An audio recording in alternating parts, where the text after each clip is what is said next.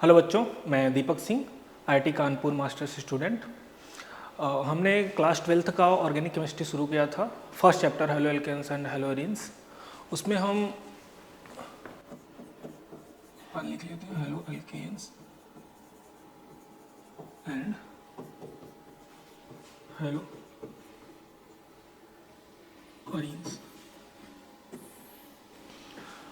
इसमें हम nature of bond तक पहुंच गए थे। जब कार्बन और हाइड्रोजन का कोई बॉन्ड बनता है तो उसका क्या नेचर होता है, पोलैरिटी कैसी होती है, उसका हमने डिस्कशन कर लिया था। उसमें एक चीज़ रह गया था डाइपोल मोमेंट के बारे में, तो वो भी देख लेते हैं। अगर कार्बन और कोई हाइड्रोजन का बॉन्ड है, हाइड्रोजन यहाँ पे जो हम ले रहे हैं वो फ्लोरीन, क्लोरीन, ब्रोमीन, आयोडीन, चारों को ले रहे हैं। जनरली जो रिएक्शंस होते हैं उसमें हम क्लोरीन, ब्रोमीन, आयोडीन को लेते हैं, फ्लोरीन को नहीं लेते, क्योंकि ये जो कॉम्प्लेक्स बनता है फ्लोरीन का वो एक्सप्लोजिव टाइप का होता है और बहुत ज़्यादा एनर्जी रिलीज होती है। तो हम नेचर ऑफ बॉन्ड पढ़ रहे थे, नेचर ऑफ बॉन्ड। अब इसमें हमारा पोलैरिटी का ऑर्डर हमने लिख लिया था, ऑर्डर ऑफ पोलैरिटी। इसमें सबसे ज़्यादा पोलर हमारा आया था सी एफ बॉन्ड, फिर सी एल बॉन्ड, फिर सी बी आर बॉन्ड और फिर आया था सी आयोडीन। और ये कैसे आया था? तो इलेक्ट्रोनिगेटिविटी के ऑर्डर से हमने इनको ऑर्डर में लगाया था।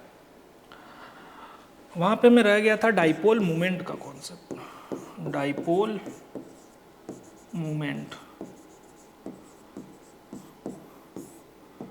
डाइपोल मोमेंट होता क्या है?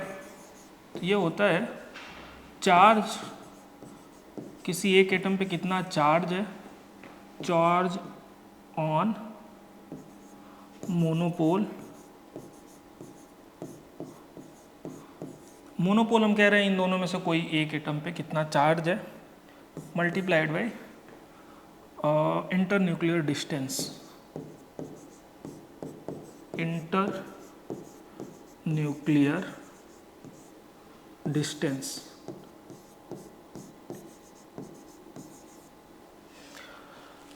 जो हमारा डाइपोल मोमेंट है वो दो चीज़ों पे डिपेंड करता है, इंटर न्यूक्लियर डिस्टेंस एंड किसी एक पे कितना चार्ज है। जैसे लेट सपोज कार्बन फ्लोरीन की बात करें तो हमने कहा था कि ये इलेक्ट्रॉन अपनी तरफ पुल कर रहा होगा, ज़्यादा इलेक्ट्रोनेगेटिव हो फ्लोरीन, तो इस पे डेल्टा पॉजिटिव आएगा और इस पे डेल्टा नेगेटिव आएगा, पार्शियल पॉजिटिव पार्शियल नेगेटिव।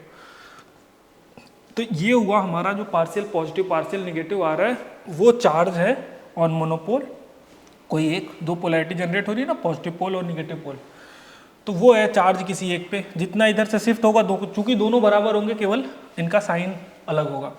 और इंटरन्यूक्लियर डिस्टेंस मतलब कि कार्बन और फ्लोरीन का बॉन्ड लेंथ कितना है। तो ज़्यादा बेटर तरीका ऐसे हो सकता है कि charge on any one atom multiplied by bond length, bond length. इस बेसिस पे जो ऑर्डर आता है वो आता है ऑर्डर ऑफ डाइपोल मोमेंट। वो सबसे ज़्यादा आता है कार्बन और क्लोरीन का, फिर आता है कार्बन फ्लोरीन का, तब कार्बन ब्रोमीन का, और इसके बाद आता है कार्बन आयोडीन का। इन दोनों में ये जो चार्ज का हमने देखा था, सबसे ज़्यादा चार्ज तो कार्बन और फ्लोरीन के पास होता है, बट इनके बीच का ये जो डिस्टेंस है, बॉन्ड डिस्टेंस, वो डोमिनेट कर जाता है, जिसके कारण कार्बन क्लोरीन का जो डाइपोल मोमेंट है वो कार्बन फ्लोरीन से ज़्यादा हो जाता है, due to bond length of carbon chlorine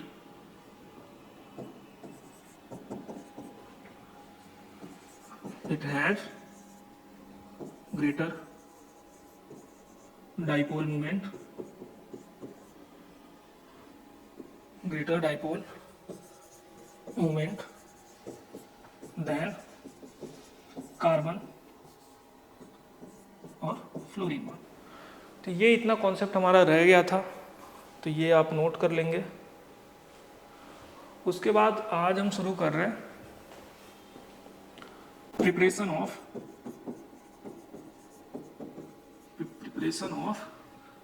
halo alkanes, hello alkane,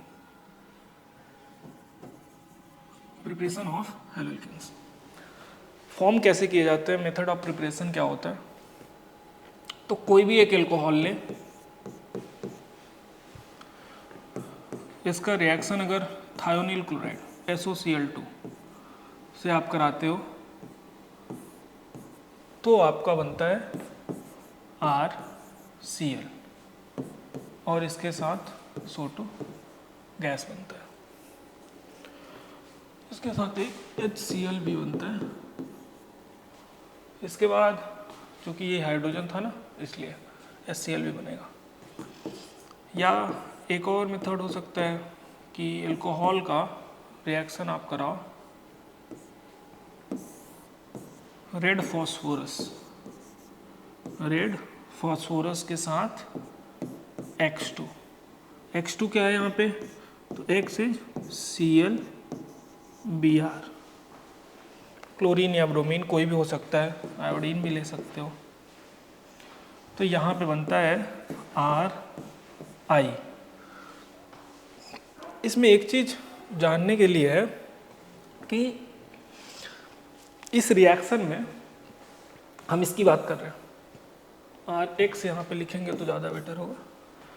इस रिएक्शन में इन सीटू का मतलब होता है कि रिएक्शन के बीच में बनता है, अंदर PX3 and PX5 will be formed in situ। ये आपके एनसीईआरटी में मेंशन कर रखा है कि जैसे अगर क्लोरीन हमने लिया तो PCl3 और PCl5 रिएक्शन के बीच में बनता है, अगर ब्रोमीन ले रखा है तो PbR3 PbR5 इस तरीके से बनता है।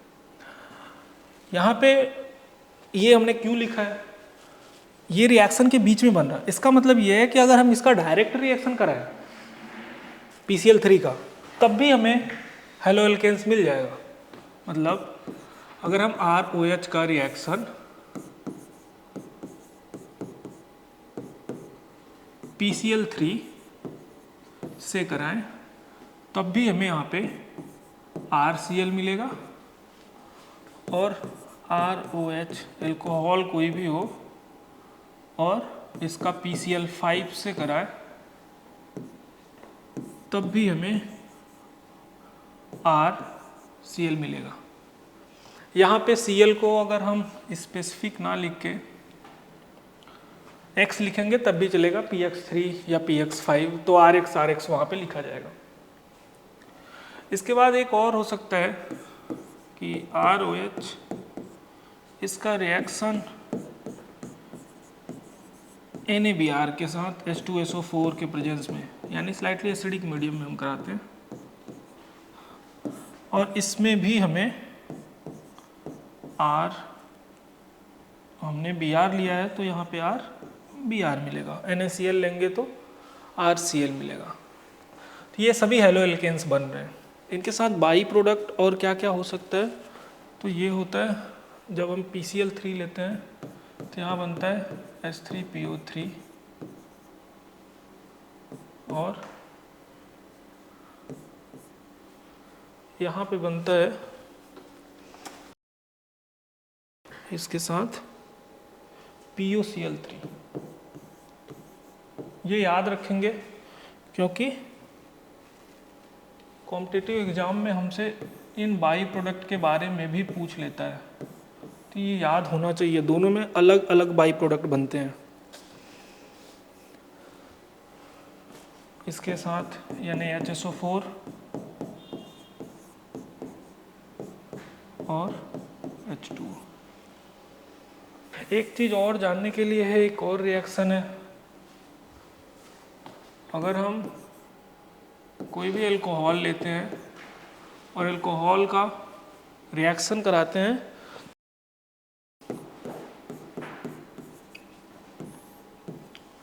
अब यहाँ पे यदि ये 3 डिग्री अल्कोहल हुआ,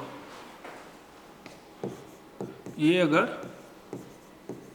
3 डिग्री अल्कोहल हुआ तब तो ये डायरेक्ट बन जाता है RCl और प्लस H2O। बट यदि यहाँ पे ये ROH के साथ ये 1 डिग्री और 2 डिग्री अल्कोहल हुआ, 1 डिग्री या 2 डिग्री अल्कोहल हुआ, तब ये डायरेक्ट नहीं बनता। इसके साथ आपको ZnCl2 ऐड करना पड़ता है, तब बनता है। ये बनेगा वही RCle और H2O, पर 1 डिग्री और 2 डिग्री अल्कोहल में ये एक लुईस एसिड है, तो लुईस एसिड हमें ऐड करना पड़ता है, लुईस एसिड। ठीक है, तो ये हमें याद रखेंगे। ये सब जितने रिएक्शंस हैं वो आपको डायरेक्ट याद होने चाहिए। कॉम्पिटिटिव एग्जाम में या आपके स्कूल कॉलेज के भी एग्जाम में ये डायरेक्ट पूछा जा सकता है। यहाँ पे एक चीज़ नोट करने वाली बात क्या है,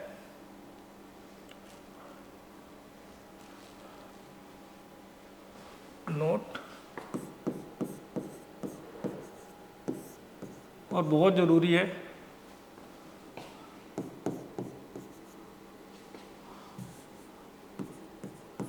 all in all above examples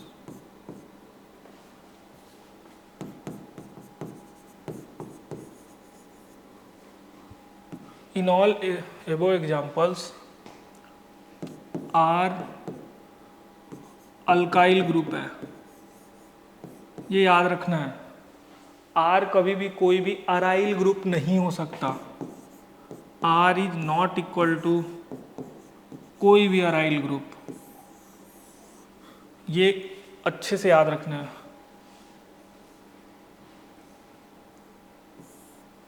R केवल अल्काइल ग्रुप ही हो सकता है। क्यों नहीं हो सकता अराइल ग्रुप? तो देखो,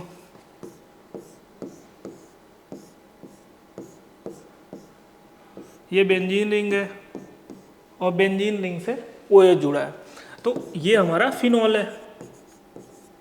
पहले तो ये अल्कोहल नहीं है।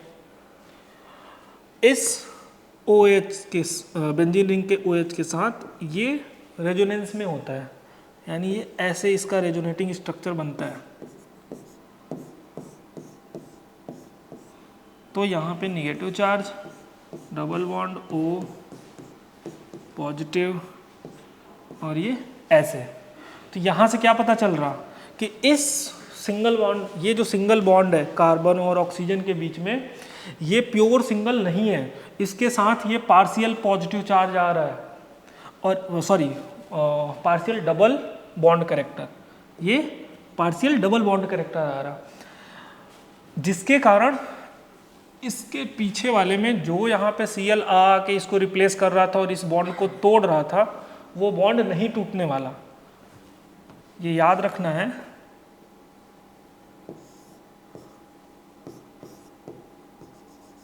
Due to this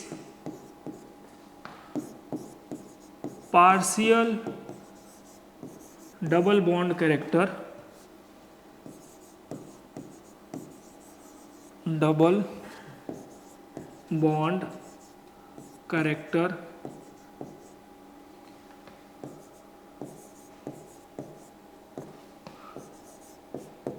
it will not break। ठीक, तो इसका क्या मतलब है कि यदि आप अगर कोई बेंजीन रिंग है और यहाँ पे OH है और इसका रिएक्शन SOCl2 से कराओ तो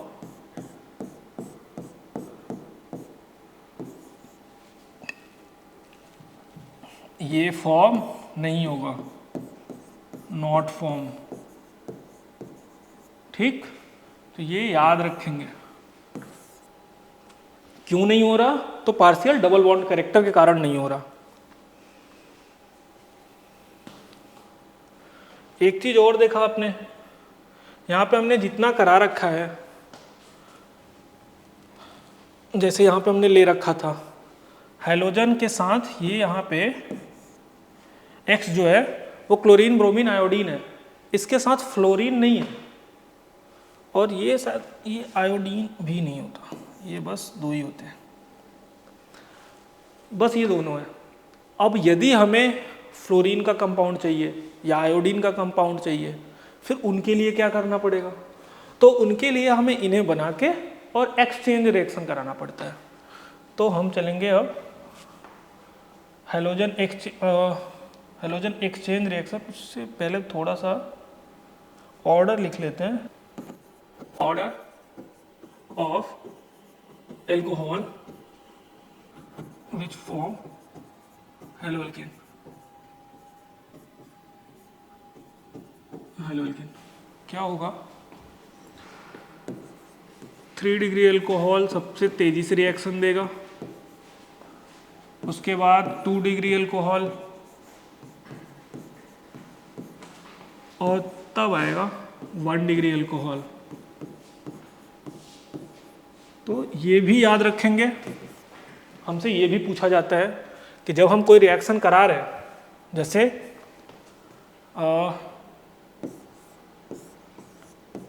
मान लेते हैं ये है, इसका रिएक्शन करा रहे हैं SOCl2 से, और एक ये है,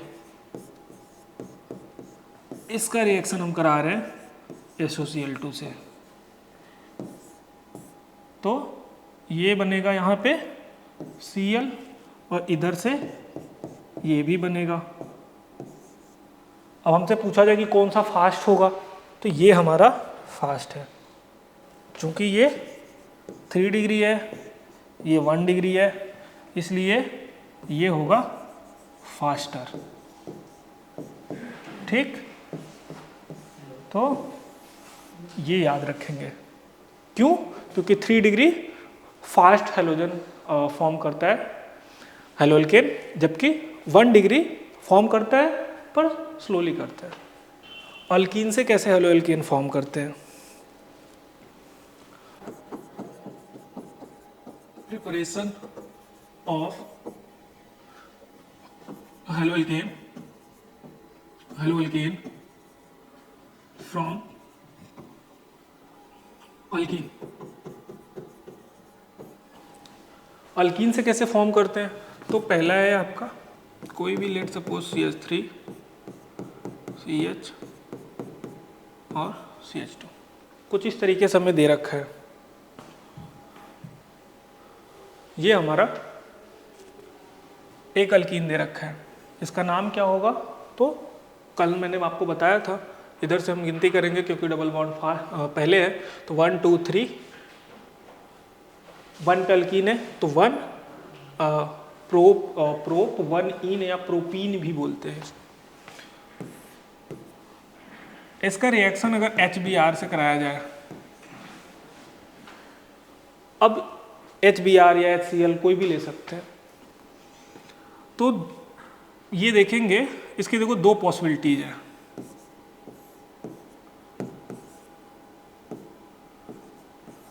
क्या क्या पॉसिबिलिटी है?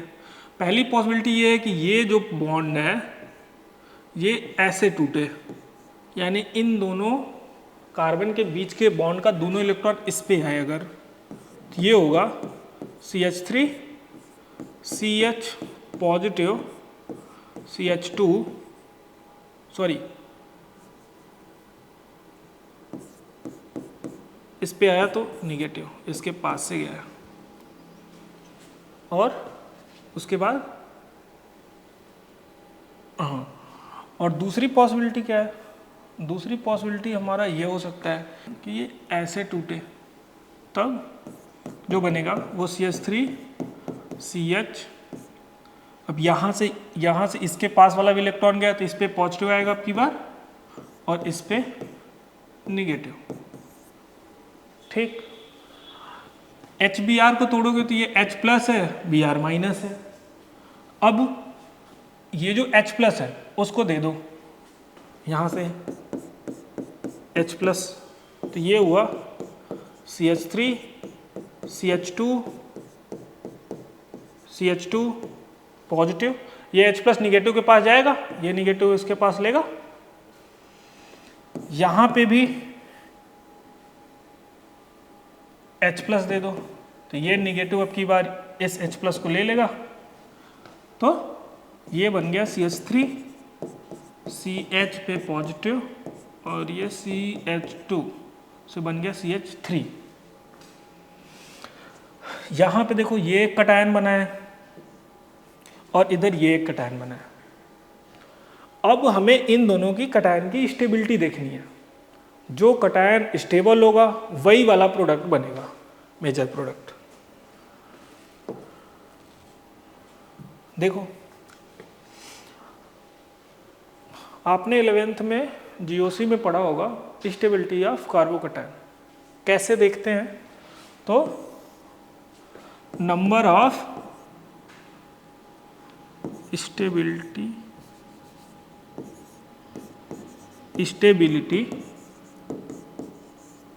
Of carbocation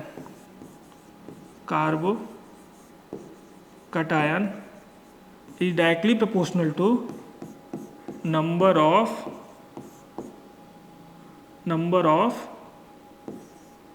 alpha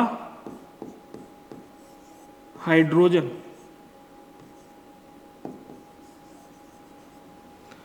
number of alpha hydrogen. ठीक, ये हमेशा याद रखते हैं। कभी भी कार्बोकटायन की स्टेबिलिटी देखना हो तो हम नंबर ऑफ अल्फा हाइड्रोजन से देखते हैं। अल्फा हाइड्रोजन होता क्या है?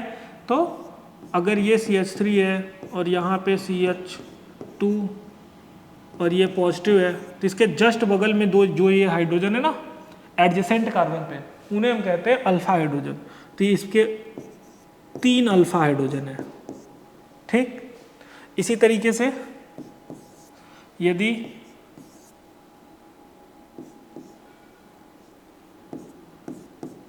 CH3 CH3 हो तो 3 इधर और 3 इधर, इसके 6 अल्फा हाइड्रोजन है। तो स्टेबिलिटी देखना होगा तो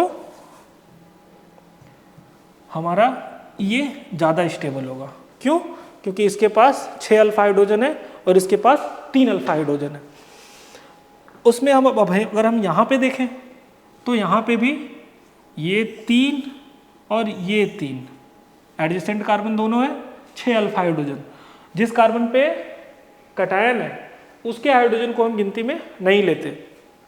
एक ये अल्फा कार्बन है, एक ये अल्फा कार्बन है, और दोनों अल्फा कार्बन पे जो नंबर ऑफ हाइड्रोजन है उन्हीं को हम कहते हैं अल्फा हाइड्रोजन।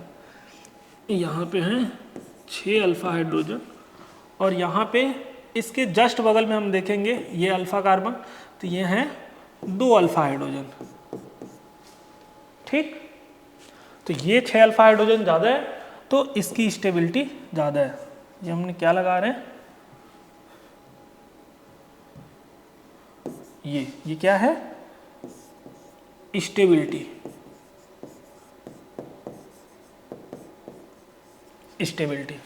इसकी स्टेबिलिटी ज़्यादा है तो इसका मतलब ये वाला प्रोडक्ट फॉर्म होगा। अब ये कटायन है तो बस सिंपल ले आके Br माइनस को यहाँ पे जोड़ देना है। तो मैं क्या कर सकता हूँ, यहाँ पे Br माइनस आएगा और ये इस कटायन से जुड़ जाएगा। पॉजिटिव निगेटिव एक पास में तो आते हैं, तो CH3 CH और ये यहाँ पे इसके साथ जुड़ा Br। ठीक, इसको हम मार्कोनी कॉव रूल बोलते हैं।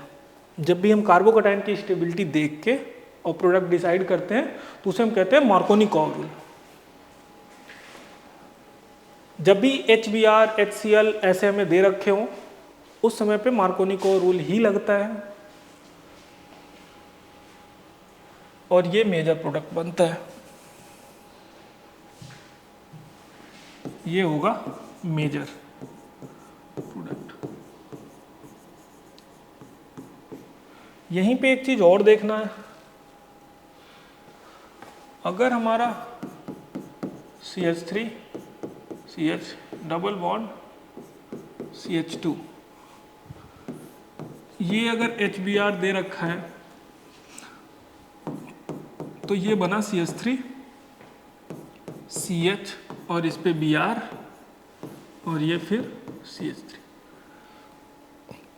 ये पीछे वाला एग्जाम्पल ही है। पर यदि CH3CH डबल बॉन्ड CH2 ये HBr के साथ यदि H2O2 दे दिया जाए, H2O2 क्या है? परऑक्साइड है, परऑक्साइड कोई भी परऑक्साइड चलेगा, कभी कभी RCO3H भी देता है। ये क्या है? तो ये है RC डबल बॉन्ड OOOH, ये परऑक्साइड बॉन्ड है, परऑक्साइड बॉन्ड। जब भी कोई HBr के साथ कोई भी एक परऑक्साइड बॉन्ड देता है, कोई परऑक्साइड हमें दे देता है, तब उस समय पे एंटी मार्कोनी-कॉव रूल लगता है। Anti Markovnikov, follow anti Markovnikov rule. क्या होता है मार्कोनी-कॉव रूल में? क्या था, हमने कार्बोकैटायन बनाया, कार्बोकैटायन की हमने स्टेबिलिटी देखी, जहां पे कार्बोकैटायन स्टेबल था जो भी निगेटिव पार्ट था हमारा HBr में या यहाँ पे जो भी निगेटिव पार्ट हमारा HBr के साथ था Br माइनस, उसको ले जाके हमने कार्बोकैटायन के साथ अटैच कर दिया। ये हुआ मार्कोनी-कॉव रूल। एंटी मार्कोनी क्या होगा? जस्ट इसके अपोजिट, जहां पे कार्बोकैटायन लेस स्टेबल होगा वहीं पे जाके लगेगा। कैसे? इसको ज्यादा अच्छे वे में ऐसे लिखा जा सकता है कि negative part of the reagent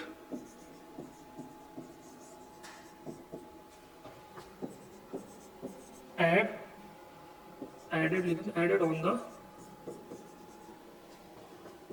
carbon which had more number of hydrogen। ठीक है, इसका क्या मतलब है? अगर इसमें देखोगे तो यहाँ पे एक हाइड्रोजन है, यहाँ पे 2 हाइड्रोजन है, तो इस वाले पे लगा है Br। लेकिन जब भी एंटी मार्कोनी-कॉव रूल लगता है, H2O2 लगता है, तो जहां पे नंबर ऑफ हाइड्रोजन ज्यादा होते हैं, यहाँ पे एक हाइड्रोजन है, ये क्या है? एक, और यहाँ पे 2 हाइड्रोजन है, तो बस CH3 CH और ये बॉन्ड टूटेगा, यहाँ पे हाइड्रोजन आएगा, निगेटिव पार्ट HBr में ये प्लस है, ये Br माइनस, ये प्लस, ये Br माइनस में तोड़ सकते हो। तो यहाँ पे 2 हाइड्रोजन है, तो यहीं पे हम Br को लगा देंगे, तो ये CH यहाँ पे H लगेगा तो ये CH2 हो जाएगा और ये CH2 और ये Br। तो आपने देखा यहाँ पे इसमें Br लगा था, जबकि यहाँ पे इसमें लगा। एक चीज और होता है, जब भी H2O2 नहीं दे रखा होता उस समय पे यहाँ पे तोड़ने के बाद हम कार्बोकैटायन का रीअरेंजमेंट भी कराते हैं।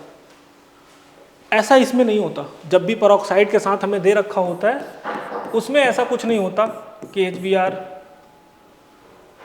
H2O2 में जब कार्बोकैटायन बन जाए या कार्बोकैटायन मैकेनिज्म से ये जाता ही नहीं है, तो फिर हम उसमें नहीं कहते कि ये रीअरेंज होगा, ऐसा कुछ नहीं होता। इसमें होता है। कैसे? जैसे अगर लेट सपोज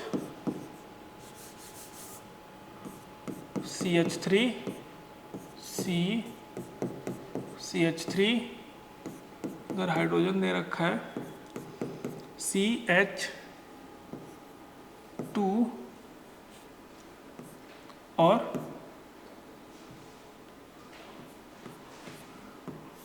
CH2, और इसका हमें बोला कि HBr कराओ। ठीक है, अगर हमें इसका मान लेते हैं कि HBr कराने के लिए बोल दिया, CH डबल बॉन्ड CH2, फिर से इसको तोड़ेंगे, यहाँ पे तोड़ेंगे तो यहाँ कटायन बनेगा, इसके 2 अल्फा हाइड्रोजन इधर मिलेंगे, इधर तो एक अच्छा एक इधर भी है, तो 2 और 1 3 अल्फा हाइड्रोजन मिलेंगे। अगर इसको ऐसे तोड़ते हैं तो इस पे पॉजिटिव आएगा, इस पे निगेटिव आएगा। इस पॉजिटिव के पास इधर 2 अल्फा हाइड्रोजन, इधर एक 3 अल्फा हाइड्रोजन मिल रहे हैं। एक हाइड्रोजन उसके पास से भी बाद में आके जुड़ेगा, ये ऐसे हो जाएगा ना, CH3 CH CH3 और ये हो जाएगा CH और फिर ये बन जाएगा CH3, यहाँ पे कटायन आ जाएगा। ये CH2 निगेटिव H प्लस इसको ले लेगा, यहाँ से इस H प्लस को ले लेगा और ये बना लेगा CH2 निगेटिव से H प्लस लेके CH3। अब इस कटायन के 3 और 1 4 अल्फा हाइड्रोजन है। ठीक, जबकि यही हम ऐसे के बजाय इधर से तोड़े ऐसे, तब क्या होगा, CH3 CH CH3 CH2 CH2 positive, यहाँ पे निगेटिव बना, CH निगेटिव फिर H प्लस ले लिया और ये CH2 बन गया। फिर से देखो, यहाँ से ये ऐसे टूटा, इस पे निगेटिव बनेगा, ये निगेटिव, ये H प्लस लिया और यहाँ पे एक हाइड्रोजन से 2 हाइड्रोजन आ गया और ये CH2 वैसे ही है, इसके पास इलेक्ट्रॉन गया है तो पॉजिटिव चार्ज। अब इसके अगर अल्फा हाइड्रोजन देखेंगे तो इसके जस्ट बगल में केवल ये है, केवल ये है, तो यानी कि 2 अल्फा हाइड्रोजन। ठीक, तो इसका मतलब यह है कि मेजर पार्ट तो इधर से जाने वाला है। ठीक, मेजर पार्ट जो बनेगा इधर वाले से बनेगा, ये जो देगा वो माइनर देगा। ठीक है, अब इसमें कार्बोकटायन तो बन गया, पर यहाँ पे एक और पॉसिबिलिटी है। क्या है, अगर ये कटायन यहाँ पे 4 है अल्फा हाइड्रोजन, ये कटायन अगर इस जगह पे आ जाए, ये कटायन अगर इस जगह पे आ जाए तो 3 और 3 6 और यहाँ से 2 बनेंगे, 8 अल्फा हाइड्रोजन हो जाएगा। इसका क्या मतलब हुआ कि स्टेबिलिटी हमारी बढ़ जाएगी। ये कटायन यहाँ शिफ्ट हो जाए तो कटायन की स्टेबिलिटी बढ़ जाएगी, इसलिए ये कटायन का रीअरेंजमेंट होगा। कैसे होगा, तो देखो, इससे ये हाइड्रोजन को हमने यहाँ पे जोड़ लिया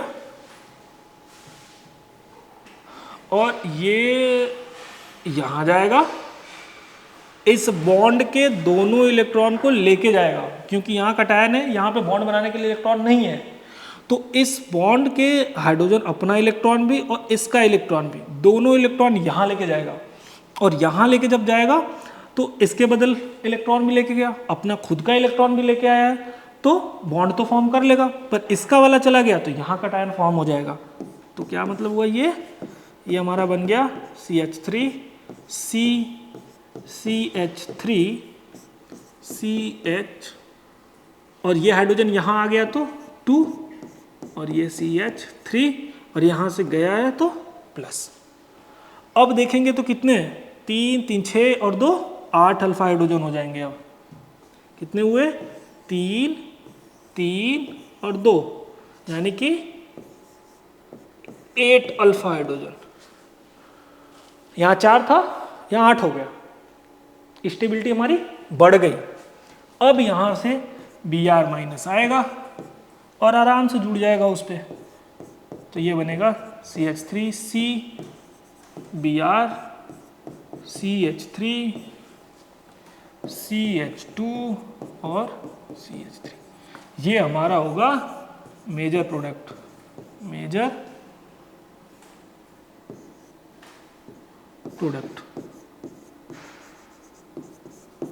ठीक है, इस तरीके से हम मेजर प्रोडक्ट डिफाइन करते हैं। अब ये बन तो हेलो एल्केन ही रहा है, इसलिए मैं इसमें पढ़ा रहा हूँ। ये अल्कीन्स में भी पढ़ाया जाता है, जब 11th चैप्टर में आपने हाइड्रोकार्बन पढ़ा होगा, वहाँ एल्कीन में HCl या HBr का एडिशन में भी ये रिएक्शंस पढ़ाए जाते हैं।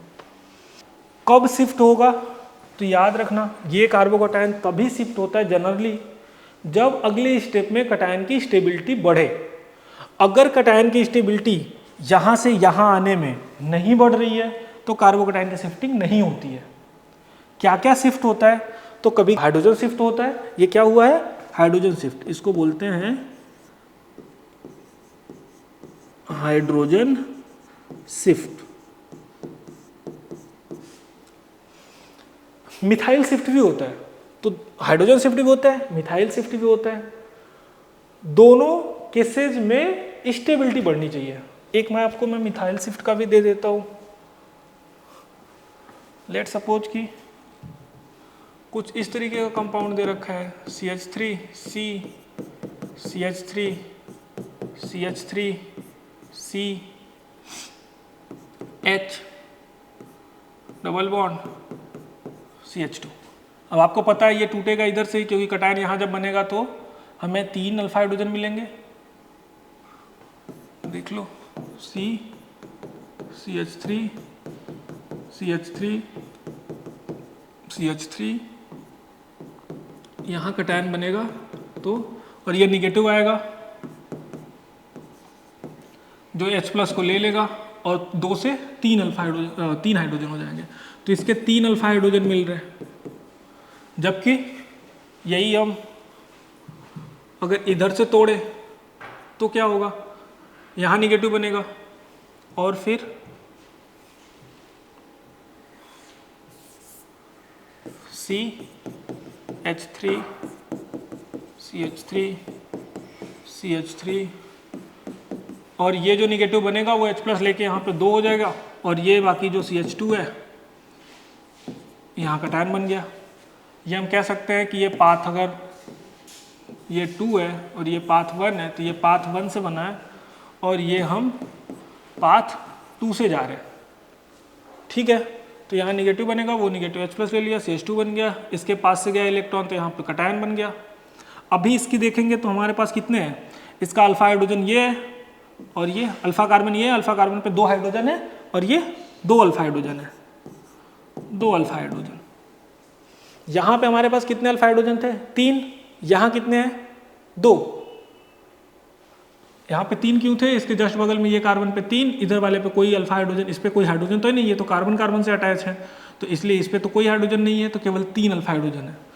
यहाँ पे देखेंगे इसके जस्ट बगल में केवल ये कार्बन है, 2 ही अल्फा हाइड्रोजन है, तो ये कार्बोकटायन ये बनेगा। चूंकि ये 3 है इसलिए ये वाला मेजर प्रोडक्ट देगा, तो ये जो पाथ है वो हमें माइनर प्रोडक्ट की तरफ ले जाएगा। अब देखते हैं इधर से, अगर ये कार्बन यहाँ, ये कटायन यहाँ शिफ्ट हो जाए तो हमारे नंबर ऑफ हाइड्रोजन बढ़ जाएंगे। कैसे शिफ्ट होगा ये, तो देखो इसको इधर लेके चले आओ, हाइड्रोजन तो है नहीं, इसलिए अब यहाँ पे मिथाइल शिफ्ट होगा, और मिथाइल शिफ्ट होगा तो ये बनेगा CH3, C पे यहाँ पे कटायन CH3 CH, और यहाँ पे ये CH3 बन गया और ये CH3। ये मिथाइल को हमने यहाँ शिफ्ट कराया, ये कटायन क्यों कराया, क्योंकि यहाँ पे 3 अल्फा हाइड्रोजन था, यहाँ आने के बाद 3 और 3 6 और 1 ये 7 अल्फा हाइड्रोजन हुआ, और 7 अल्फा हाइड्रोजन से स्टेबिलिटी बढ़ गई। क्योंकि हमने अभी आपको पिछले वाले स्लाइड में लिखा था कि stability of carbocation is directly proportional to number of alpha hydrogen. तो ये हमारा मेजर प्रोडक्ट की तरफ ले जाएगा। अब कुछ नहीं, H+ तो खा ही चुका है, बस Br- बचा है, वो Br- आएगा और इसके साथ लग जाएगा, तो ये हो जाएगा CH3C, और इसके साथ यहाँ पे Br और ये CH3 CH3, और फिर इधर से CH3। तो ये हमारा मेजर प्रोडक्ट होगा। ये क्या होगा? Major product. ठीक है। इस तरीके से अल्कीन का पे HBr का या HCl के एडिशन से हमें प्रोडक्ट मिलता है। अगर यहाँ पे HCl लिए होते तो बस ब्रोमीन के जगह पे इस जगह पे क्लोरीन आके लगा होता। एक और होता है, अगर डायरेक्ट ऐड कराया जाए, जैसे let suppose CH3 CH double bond CH2, यहाँ पे अगर हम ऐड कराएं X2CCl4 X2CCl4 कार्बन टेट्राक्लोराइड इसे बोला जाता है। ठीक है। X क्या? क्लोरीन या ब्रोमीन हो सकता है। अगर ऐसा हम कराते हैं तो सिंपली यहाँ पे CH3CH और ये जो डबल बॉन्ड है ये वाला, ये जो डबल बॉन्ड है ये टूटेगा और ये जो X है वो एंटी पोजीशन पे लगेगा। एंटी का क्या मतलब है कि अगर एक ऊपर लगेगा तो दूसरा हमारा नीचे लगेगा। ठीक, इसे बोलते हैं डाई हैलाइड। डाई हैलाइड, दो हैलोजन लगे इसलिए डाई हैलाइड। तो हेलो एल्केन बनाने का एक ये भी मेथड है। एक चीज यहाँ पे और याद रखा जाता है कि ये जो बनते हैं ये कलरलेस होते हैं। कलरलेस, इससे क्या पता चलता है? This method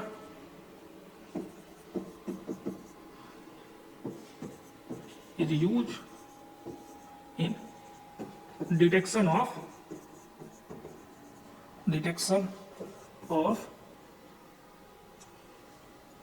double bond।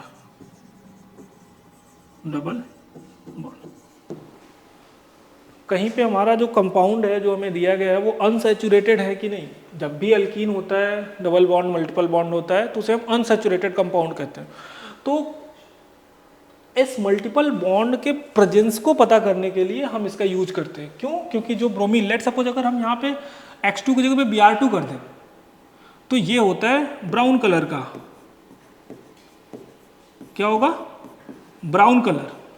अगर X is equal to bromine लिया तो अब ये पहले हमारा इसको और इसको हमने मिक्स किया, ब्राउन कलर था।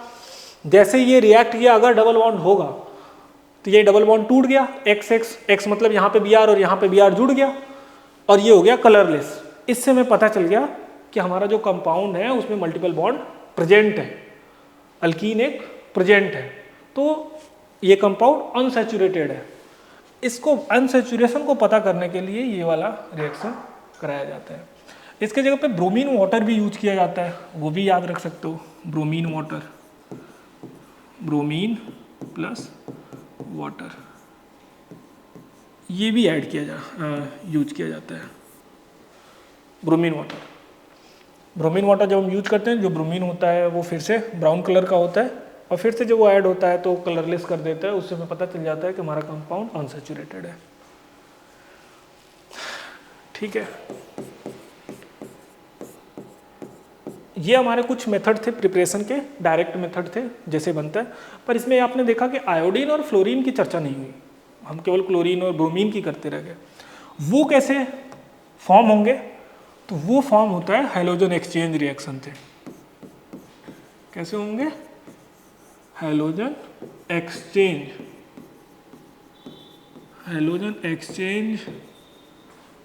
रिएक्शंस। ठीक है, कोई भी लेट सपोज CH3 BrO, इसका हम रिएक्शन कराएंगे NaI एसीटोन सोडियम आयोडाइड के साथ। यहाँ पे ड्राई एसीटोन लेते हैं, dry acetone.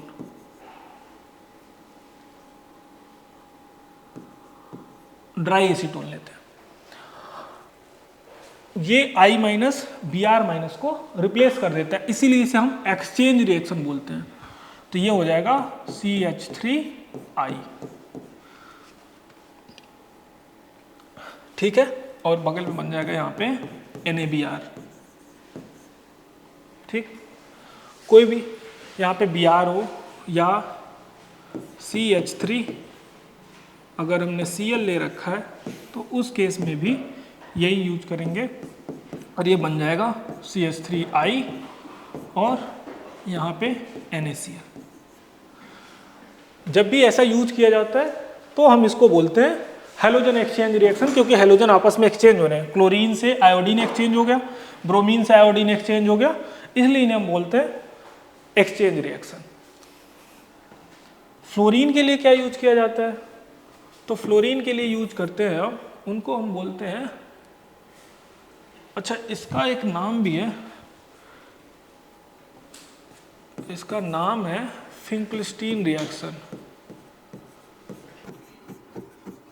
EIN, Finkelstein reaction. ये कोई भी हैलोजन में आयोडाइड लगाने के लिए जो हैलोजन दे रखा है ब्रोमीन या क्लोरीन, उनको आयोडाइड से रिप्लेस करने के लिए किया जाता है, एक्सचेंज करने के लिए।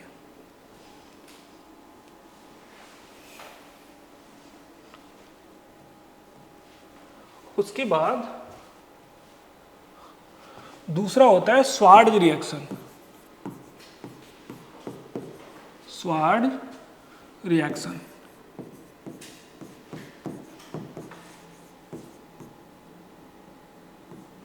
ये क्या होता है?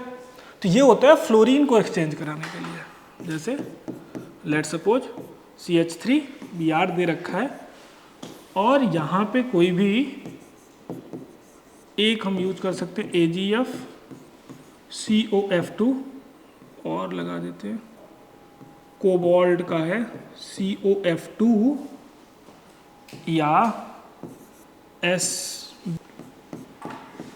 एंड Hg या यहाँ भी Hg2F2। इन चारों में से कोई भी एक अगर हम रिएजेंट यूज करते हैं तो ये हमारा CH3Br से CH3F हो जाएगा। तो चूंकि हम आपको पहले बताया, जब हम अल्कोहल से हैलाइड बना रहे थे और अल्कोहल से जब भी हेलो एल्केन्स बना रहे थे, उसमें हमने फ्लोरीन वाले कंपाउंड नहीं बनाया था। क्यों? क्योंकि वो एक्सप्लोजिव होते हैं। उनको कैसे बनाया जाता है? तो उनको एक्सचेंज रिएक्शन करा के बनाया जाता है कि हम क्लोरीन फ्लोरीन जो भी लगा है पहले लगा लेते हैं, सॉरी क्लोरीन या ब्रोमीन, और उनका फिर इनके साथ रिएक्शन किसी एक के साथ करा के और फ्लोरीन से एक्सचेंज करते हैं। तो ये था हमारा Swarts reaction. Preparation of haloalkanes आपका हो गया है। अभी हमने आपको कहा था कि अगर ये ऐसे हो फिनॉल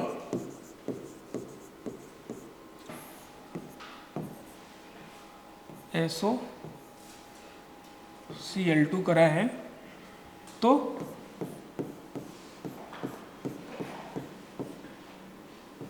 ये नहीं बनता। अब यदि ये नहीं बनता तो फिर कैसे बनेगा?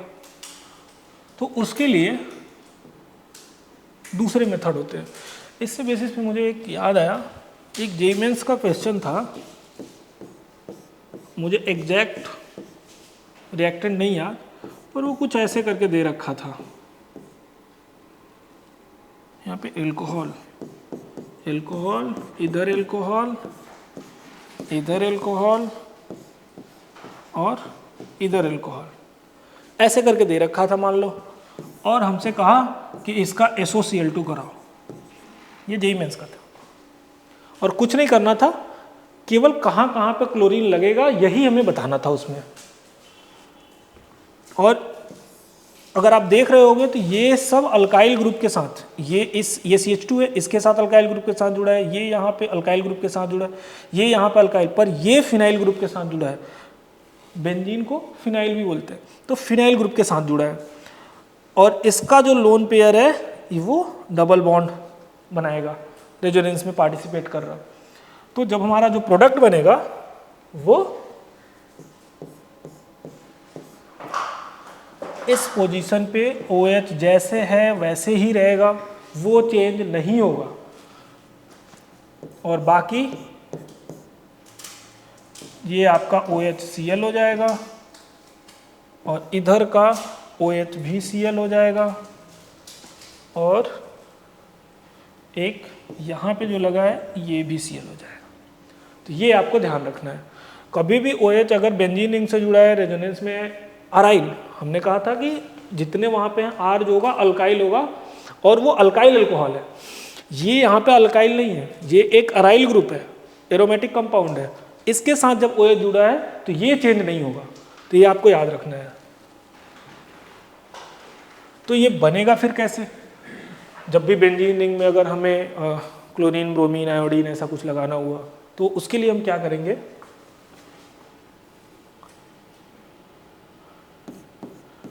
प्रिपरेशन ऑफ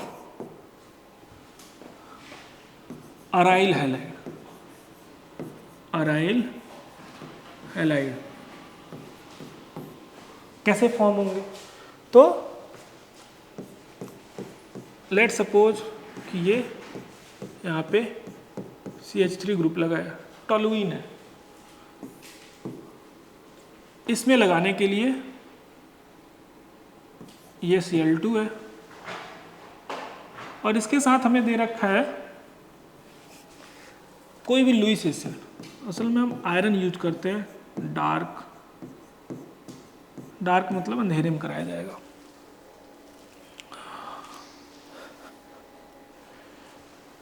और ये जो हमारा प्रोडक्ट बनता है वो बनता है CH3। अब अगर आपने GOC पढ़ रखा होगा तो आपको पता होगा कि ये जो ग्रुप है ये +M मेजोमेरिक इफेक्ट शो करता है। +M का मतलब ये है कि ऑर्थो और पैरा डायरेक्टिंग है। ये जो CH3 है ऑर्थो पैरा डायरेक्टिंग है, तो इसका मतलब ये है कि ऑर्थो और पैरा पे प्रोडक्ट बनेगा। कल मैंने आपको बताया था कि इस पोजीशन को ऑर्थो कहते हैं, ये पोजीशन क्या है? ऑर्थो, और इस पोजीशन को पैरा बोलते हैं। तो यहाँ पे Cl लगेगा और एक आपका पैरा पे Cl लगेगा। मेजर कौन बनेगा? तो इसमें पैरा मेजर बनता है। पैरा जो होगा वो मेजर होगा। ये आपका ऑर्थो है, ठीक है। ये जो ग्रुप्स हैं ये कैसे डायरेक्टिंग होते हैं? ऑर्थो डायरेक्टिंग, पैरा डायरेक्टिंग या मेटा डायरेक्टिंग, ये कैसे पता चलता है? तो आगे मैं आपको इलेक्ट्रोफिलिक सब्स्टिट्यूशन रिएक्शन पढ़ाऊंगा इसी में। उसमें मैं आपको बताऊंगा कि ये क्यों ऑर्थो और पैरा पे भेजा, मेटा पे क्यों नहीं भेजा, यहाँ पे क्यों नहीं लगा। या कोई और ग्रुप, लेट सपोज कि बेंजोइक एसिड हो, COOH हो, CHO लगा हो या OH लगा हो, तो वो कहाँ पे भेजेंगे? वो ऑर्थो भेजेंगे, पैरा भेजेंगे, मेटा भेजेंगे, जो भी ग्रुप यहाँ पे आ रहा है उसका। और भेजेंगे तो क्यों भेजेंगे किसी एक के पास, ऑर्थो के पास या पैरा के पास या मेटा के पास? तो यह इलेक्ट्रोफिलिक सब्स्टिट्यूशन रिएक्शन में मैं आपको वहाँ पे पढ़ाऊँगा। इसके पहले मैं शायद इसमें आपको बाई प्रोडक्ट नहीं लिखा हूँ। ये अगर Ag यूज करोगे तो याद रखना यहाँ पे AgBr बनेगा, और बाकी के साथ भी COF2 के साथ COBr2 बन जाएगा, SbF3 के साथ SbBr3 बन जाएगा। इस तरीके से बनते जाते हैं। मैं आपको बता रहा था कि यदि हमें क्लोरोबेंजीन बनाना हो, यानी बेंजीन में हमें डायरेक्ट क्लोरीन ऐड कराना हो, तो फिर वो कैसे बनेगा? तो उसको बनाने के लिए हम यूज करते हैं सैंडमेयर रिएक्शंस।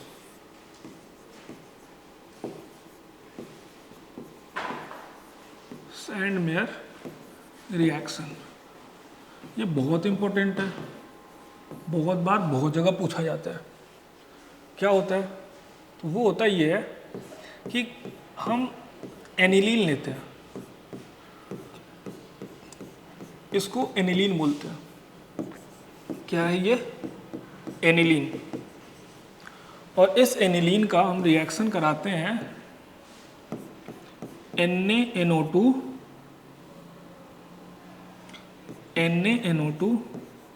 HCl के साथ अगर हम करा रहे हैं 0 से 5 डिग्री सेल्सियस में। 0 डिग्री सेल्सियस को हम 273 केल्विन से 5 और ऐड करेंगे तो 278 केल्विन, ये भी लिखा हो तो भी कोई दिक्कत नहीं है।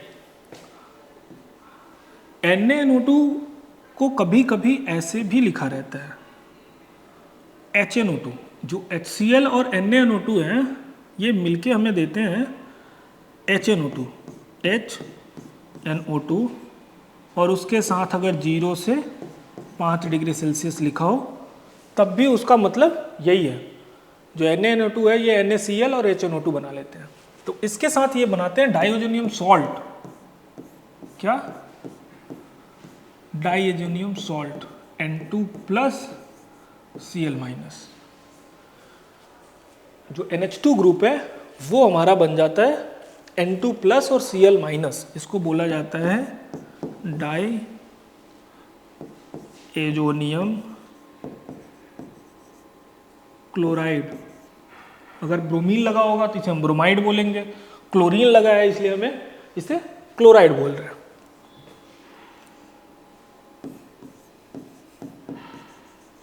डाइओजेनियम सॉल्ट भी बोला जाता है तो उससे भी कोई दिक्कत नहीं।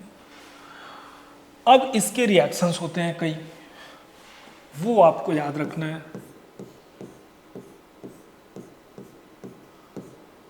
मैं पहले आगे आपको सैंडमेयर रिएक्शन ही बता दे रहा हूँ N2+ Cl-। इसका आप रिएक्शन कराओगे CuX2, X आपका Cl या Br हो सकता है। तो ये जो क्लोरीन या ब्रोमीन है वो इस पूरे ग्रुप को रिप्लेस करता है और यहां पे X लगेगा। X आपका क्लोरीन भी हो सकता है, ब्रोमीन भी हो सकता है। और ये जो N2 है वो N2 डाई नाइट्रोजन गैस के रूप में बाहर निकल जाएगा। ठीक, इसी का ये तो तब हुआ जब हमारा, अब इसको अलग अलग करके लिखते हैं तो CuCl2 लिख सकते हो, फिर एक दूसरा रिएक्शन CuBr2 लिख सकते हो। मैंने दोनों आपका साथ में लिख दिया। सैंडमेयर रिएक्शन बस यही है, इसी को बोलते हैं सैंडमेयर।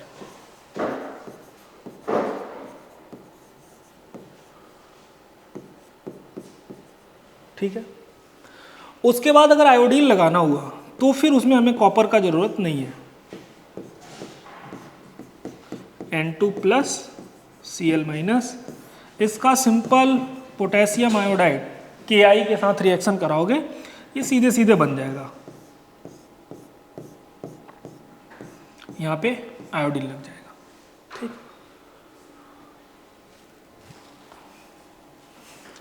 इसका एक और रिएक्शन होता है, अगर आप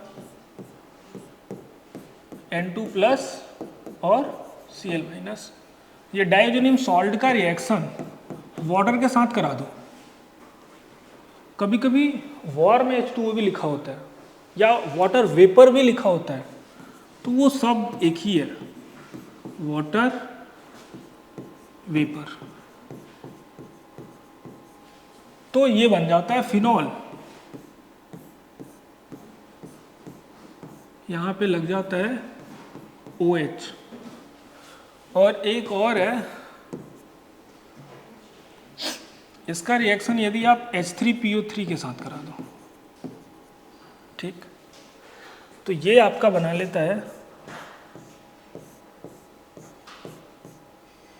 बेंजीन रिंग। और ये N2 गैस रिलीज हो जाता है। ठीक, तो ये याद रखेंगे। तो ये सब रिएक्शन वो थे जो आपको याद करके रखने हैं, आपको डायरेक्ट पूछा जा सकता है। प्रिपरेशन में एक और हमारा लग रहा है टॉपिक छोटा हुआ है,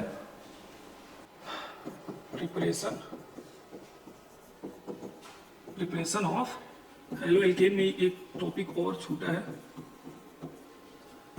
वो क्या है कि कोई भी अल्केन अगर दे रखा है CH3 CH2 CH3, let suppose ये एक प्रोपेन दे रखा है। इस प्रोपेन का अगर आप रिएक्शन कराते हो क्लोरीन के साथ लाइट के प्रेजेंस में या हीट के प्रेजेंस में, क्लोरीन के साथ लाइट या हीट के प्रेजेंस में कराते हो, तो यहाँ पे किससे जाता है? तो ये रेडिकल मैकेनिज्म से जाता है। ये याद रखना, क्या है ये? Radical mechanism.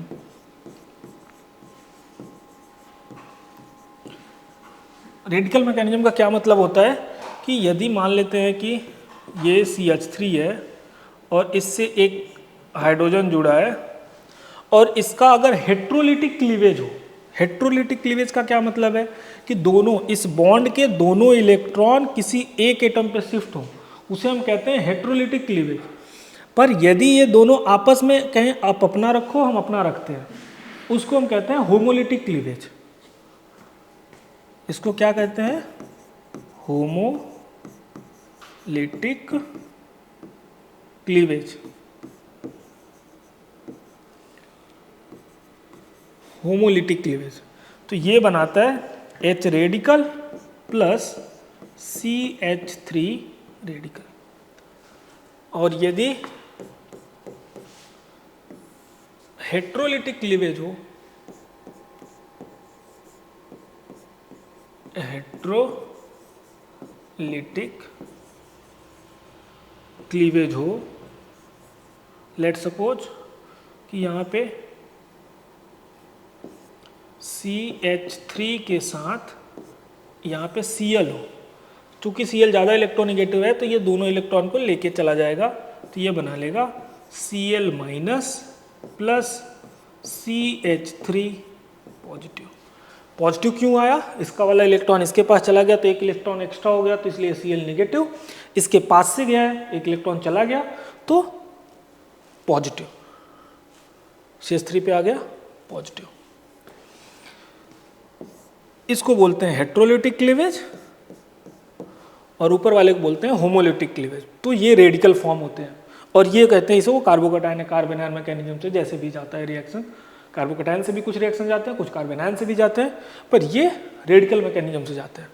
तो रेडिकल, अब ये जैसे मैंने बताया हाइड्रोजन टूट सकता है, अब ये हाइड्रोजन यहाँ से भी जा सकता है, यहाँ से भी जा सकता है, यहाँ से भी जा सकता है।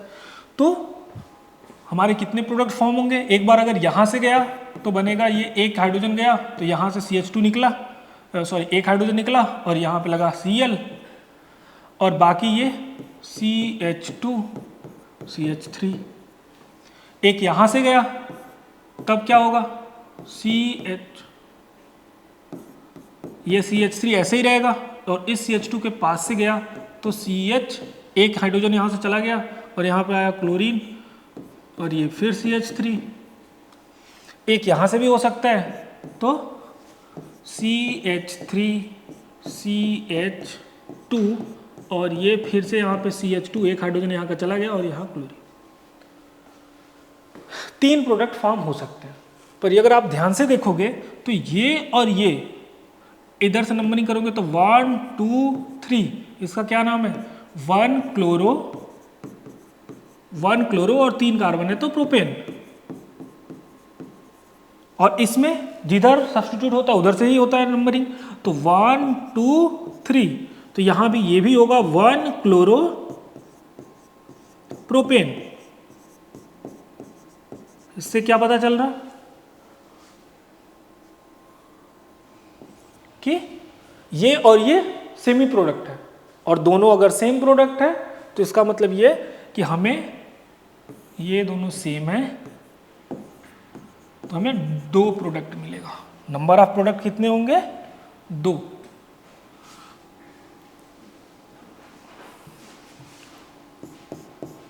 नंबर ऑफ जो प्रोडक्ट यहाँ पे बनेंगे वो 2 बनेंगे।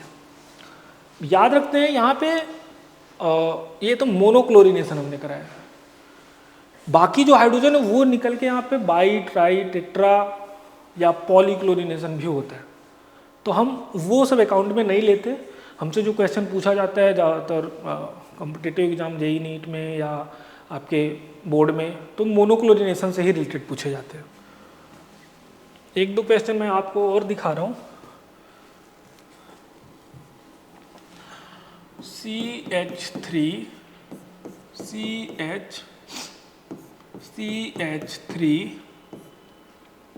CH3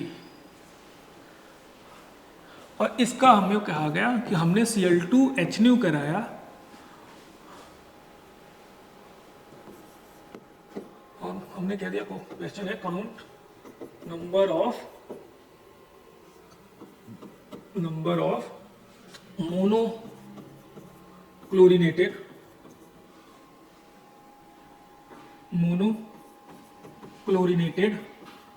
product. ठीक है, हमने मोनोक्लोरिनेटेड प्रोडक्ट पूछा आपसे, तो कहाँ कहाँ पे लग सकते हैं अगर आप देखोगे तो यहाँ पे 1 2 3 4 कार्बन है। ये कितने हैं? 4 कार्बन। 4 कार्बन में यहाँ पे लगा सकते हो, यहाँ पे, यहाँ पे, यहाँ पे, कहीं पे भी लगा सकते हो। पर यदि आप अगर ध्यान से देखोगे तो एक तो ये सेंटर है और इस सेंटर के रिस्पेक्ट में ये तीनों सेम ही है। यहाँ पे लगाओ तब भी, यहाँ पे इन दोनों को छोड़ के इसको लगाओ तब भी, इस पे लगाओ तब भी। इसका मतलब है कि इन तीनों में से किसी भी एक पे लगाओगे या तीनों पे लगाओगे, तीनों सेम ही प्रोडक्ट देगा, इसलिए हम किसी एक पर ही लगाएंगे क्योंकि वो एक ही प्रोडक्ट गिना जाएगा। तो ये हो जाएगा CH2 और यहाँ पे हमने लगाया Cl, CH और ये हुआ CH3 और ये CH3 प्लस इस पे ना लगा के हमने इसे ऐसे ही छोड़ा और C इस हाइड्रोजन को रिप्लेस कराया और यहाँ बना C। इस पॉजिटिव को थोड़ा साइड में लिखते हैं, नहीं तो आपको लगेगा कि ये यहाँ पे हमने लगा दिया Cl और ये CH3 जैसे था वैसे ही है और ये हुआ CH3। तो आप देख पा रहे होगे ये यहाँ पे हमें 2 प्रोडक्ट मिल रहा। फर्स्ट प्रोडक्ट ये है, सेकेंड ये है। ठीक है,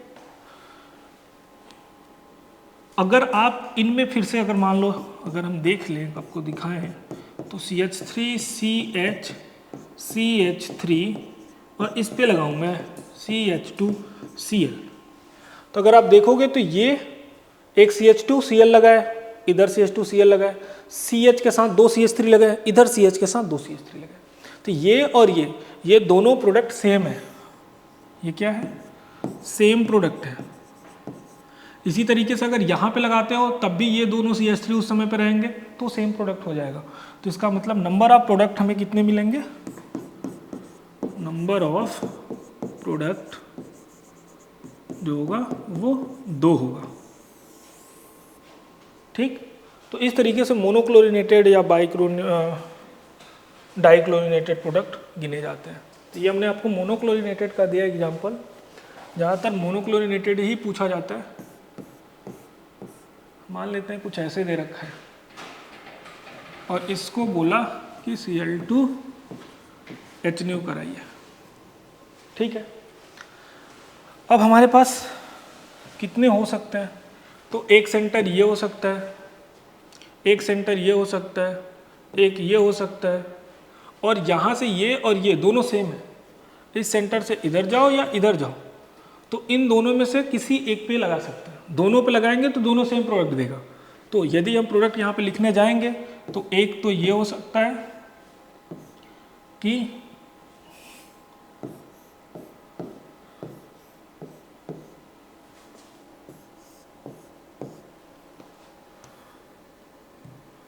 एक यहाँ पे क्लोरीन लगा सकते हैं, एक यहाँ पे लगा सकते हैं, एक आप यहाँ पे लगा सकते हैं, और एक इन दोनों में से कहीं पे भी तो हमने इस पे लगा दिया। तो ये 4 प्रोडक्ट आपको मिलेंगे। इसमें कुछ कार्बन सेंटर जैसे ये है, ये कायरल है, तो मैंने आपको अभी कायरलिटी नहीं पढ़ाई है, अगले लेक्चर या उसके अगले वाले में आएगा, उसके बाद फिर मैं आपको बताऊंगा। मैं यहाँ पे केवल लिख दे रहा हूँ नंबर ऑफ स्ट्रक्चरल प्रोडक्ट्स, या आइसोमर बोले जाते हैं ये, तो आइसोमर्स। तो इसलिए हम कायरल प्रोडक्ट नहीं ले रहे, केवल स्ट्रक्चरल प्रोडक्ट ले रहे हैं। तो 1 2 3 और 4। तो नंबर ऑफ प्रोडक्ट कितने होंगे? नंबर ऑफ प्रोडक्ट जो होंगे वो 4 होंगे। ये तब है जब हम केवल स्ट्रक्चरल प्रोडक्ट ले रहे हैं। यदि हम कायरल लेंगे यानी कि स्टीरियो प्रोडक्ट भी अगर काउंट करेंगे तो ये 1 का ये 2 हो जाएगा, यहाँ पे भी 1 का 2, सॉरी ये नहीं होगा और इधर भी नहीं होगा, केवल इसी में कायरल सेंटर है। मैं आपको आगे अभी बताऊंगा जब स्टीरियो केमिस्ट्री आपको पढ़ा दूंगा कि कैसे हम काउंट करते हैं नंबर ऑफ प्रोडक्ट्स। ठीक है, ये वाला लेक्चर हम यहीं पे समाप्त करते हैं। अगले लेक्चर में अभी हमें सब्स्टिट्यूशन, कुछ रिएक्शन और एलिमिनेशन रिएक्शन देखने हैं, उसके बाद हो सकता है कि हम आपको स्टीरियो केमिस्ट्री पढ़ाएंगे। Thank you.